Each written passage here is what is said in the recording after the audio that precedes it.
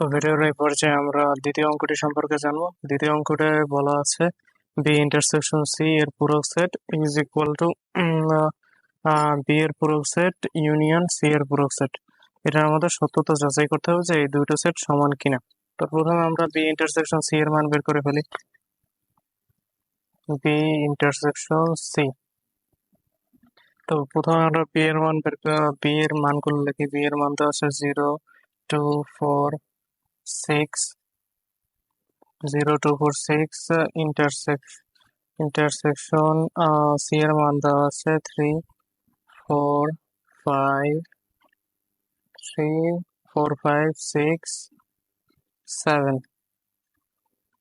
তো যেহেতু ইন্টারসেকশন মানে বুঝি শুধু দুইটা সেটের মধ্যে কমন মানগুলো নিয়ে সেটটি করতে হবে, সেহেতু কমন দেখতে হবে আমাদের এই মানের ভিতর কমন মান কি কি আছে। আমরা যদি দেখি যে কমন মান আছে 4 এবং 6, 4 এবং 6 বাদে আর কোনো কমন মান নেই, তাহলে বি ইন্টারসেকশন সি হবে 4 এবং 6। এবার বের করতে হবে এইটার পূরক সেট, অর্থাৎ লেফট হ্যান্ড সাইড সমান বি ইন্টারসেকশন সি এর পূরক সেট, অথবা পূরক সেট মানে হচ্ছে সার্বিক সেট থেকে বি ইন্টারসেকশন সি এর সেটটা বাদ দিয়ে যে মানগুলো থাকবে সেটাই হচ্ছে বি ইন্টারসেকশন সি এর পূরক সেট। তাহলে ইউ সার্বিক সেট থেকে যদি আমরা বি ইন্টারসেকশন সি এর মানগুলো বাদ দিই, তাহলে যে মানগুলো থাকে তা যদি আমরা লিখি, বি ইন্টারসেকশন সি এর মান কি কি দেওয়া আছে? বি ইন্টারসেকশন সি এর মান দেওয়া আছে শুধু 4 এবং 6। তাহলে 4 এবং 6 যদি আমরা 4 এবং 6 যদি আমরা সার্বিক সেট থেকে বাদ দিই, তাহলে যে মানগুলো পড়ে থাকে সেগুলো হচ্ছে 0 1 2 3 4 6 বাদ যাবে, 5 7 8 এবং 9। এই হচ্ছে আমাদের লেফট হ্যান্ড সাইড।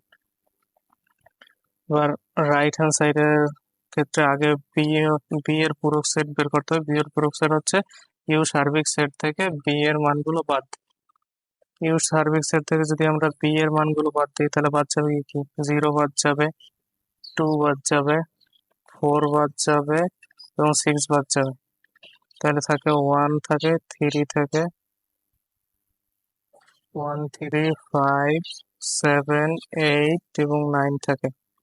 আবার যদি সি পূরকের মান বের করি, এর মান হচ্ছে সার্বিক সেট ইউ থেকে সি সেটের মান বাদ যাবে। তাহলে সি এর মানগুলো যদি আমরা বাদ দিই, 3 বাদ যাবে, 4 বাদ যাবে, 5 বাদ যাবে, 6 বাদ যাবে, 7 বাদ যাবে। তাহলে আমরা লিখতে পারি যে 0 1 2 8 9। তো এখন যদি আমরা লিখি বি পূরক সি ইউনিয়ন বি এর পূরক সেট ইউনিয়ন সি এর পূরক set left hand side right hand side দিয়ে, তাহলে সেটটি দাঁড়াবে আমাদের, প্রথমে আমরা বি এর পূরক সেটটি লিখি। বি এর পূরক সেট হচ্ছে 1 3 5 7 8 9 ইউনিয়ন সি এর পূরক সেট হচ্ছে 0 1 2 8 9। তো যেহেতু ইন্টারসেকশন ইউনিয়ন চিহ্ন দেওয়া, তাই কমন এবং আনকমন সবই মান যাবে। তাই আমরা লিখবো 0 1 2 3 3, তারপর 5 7 8 এবং 9। যদি আমরা দেখি এখানে লেফট হ্যান্ড সাইড এবং রাইট হ্যান্ড সাইড কিন্তু একদম মিলে গেছে, তাহলে আমরা লিখতে পারি left hand side is equal two right hand side. তো ভিডিওর এই পর্যায়ে আমরা আরেকটি গাণিতিক সমস্যা সম্পর্কে জানবো। সমস্যাটায় বলা আছে কোন শ্রেণীর 40 জন শিক্ষার্থীর মধ্যে 25 জন পাখি পছন্দ করে, 15 জন বিড়াল পছন্দ করে, বিড়াল ও পাখি দুটোই পছন্দ করে এমন শিক্ষার্থীর সংখ্যা হচ্ছে 10 জন। প্রশ্নে বলা হচ্ছে কতজন শিক্ষার্থী পাখি ও বিড়াল কোনোটি পছন্দ করে না তা নির্ণয় করো। তো আমাদের এখানে দেওয়া আছে কি, যেহেতু দেওয়া আছে 40 জন, মোট শিক্ষার্থী 40 জন, তাহলে এদের নাম্বার অফ ইউ বা সার্বিক সেট বা মোট সেট হবে ইউ সমান 40, কারণ 40 জন শিক্ষার্থী আছে। এবং এই জায়গায় বলা আছে শিক্ষার্থীদের মধ্যে 25 জন পাখি পছন্দ করে, তাহলে নাম্বার অফ পি সেট, পাখিরে ধরলাম পি সেট, পাখি বলতে ধরলাম পি সেট, এবং বিড়াল পছন্দ করে, বা number of P set equal to 25, কারণ 25 জন পাখি পছন্দ করে, এবং নাম্বার অফ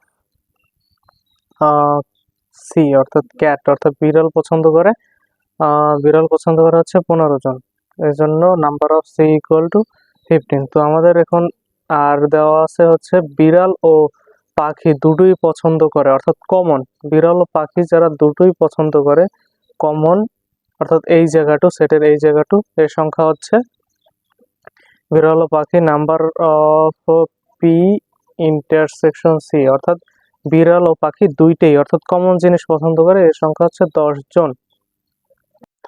তো আমরা এখন বের করবো যারা যে শিক্ষার্থী কোনো পাখি ও বিড়াল কোনোটাই পছন্দ করে না তার সেট।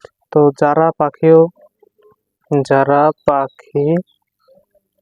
ও বিড়াল পছন্দ করে না,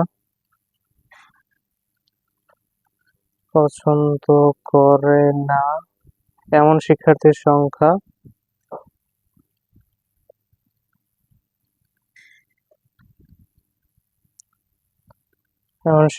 সংখ্যা হচ্ছে আমরা নাম্বার অফ ইউ থেকে, অর্থাৎ